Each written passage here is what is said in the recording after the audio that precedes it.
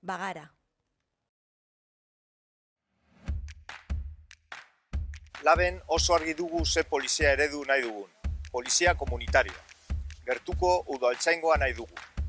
Herritarren alde egin behar dugu, gure lana prebentziora bideratu behar da. Udaletxeak eredu hau bultzatzen du, baina bakarrik paperean, ez eguneroko ekintzetan.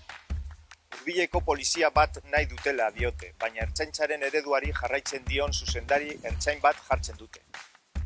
Euren zuzendaria, euren akademia, euren irakasleak, euren egutegia.